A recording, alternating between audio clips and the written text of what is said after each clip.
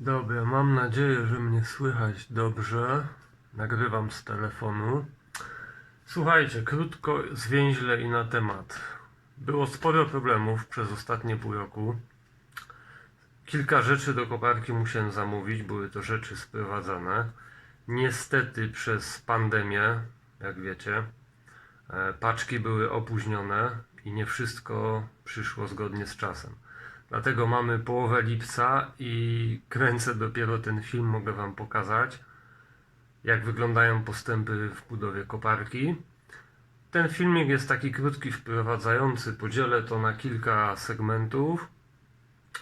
O każdym temacie powiem z osobna. Mam nadzieję, że jakość z telefonu wystarczy dźwięku i nagrywania. Jeżeli nie, to dajcie znać. Wrzucę to również na YouTube'a, bo prawdopodobnie Facebook będzie ograniczać jakość, więc podlinkuję od razu do YouTube'a.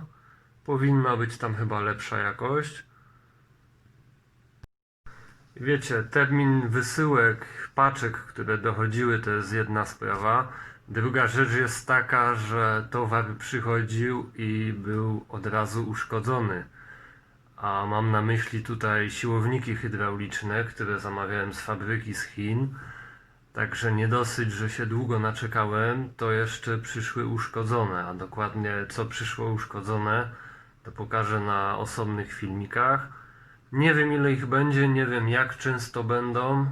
Postaram się, żeby były troszeczkę dłuższe niż 5 minut. Zobaczymy ile tego wyjdzie. Pokażę wszystko po kolei. Powiem tyle, że na dzień dzisiejszy koparka już jeździła po ogrodzie. Także pierwsze jazdy już były wykonane. Niestety nie najlepiej, ale wszystko będzie poprawione. Widzimy się niedługo w kolejnych filmikach. Dzięki, cześć.